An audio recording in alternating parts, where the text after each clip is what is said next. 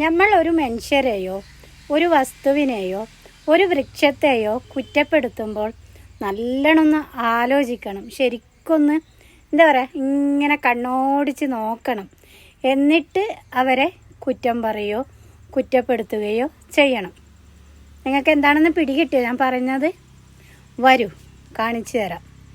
കുറ്റപ്പെടുത്തിയിട്ട് എന്താ പറയുക, നമ്മളവരെ ആ വൃക്ഷത്തെ ഞാൻ കുറ്റപ്പെടുത്തി ഒരു വട്ടം പറഞ്ഞായിരുന്നു. തന്നില്ല, ഈ വർഷം ഇല്ല. ഇപ്പം ഏകദേശം മനസ്സിലായി കാണുമല്ലോ. വരും, കാണിച്ചു തരാം. ഇത് കണ്ടില്ലേ, ഇതാണ് നമ്മുടെ മാവ്.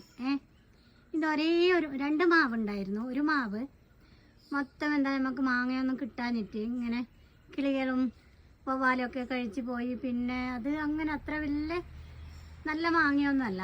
അപ്പോൾ അത് നമ്മൾ മുറിച്ചു.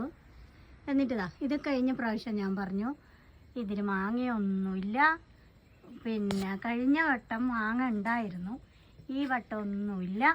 അങ്ങനെ ഇങ്ങനെ എന്നൊക്കെ പറഞ്ഞിട്ട് നോക്കൂ മക്കളെ, ഇഷ്ടം പോലെ നമ്മുടെ മാവ് നമുക്ക് ഇഷ്ടം പോലെ മാങ്ങ തന്നിട്ടുണ്ട്.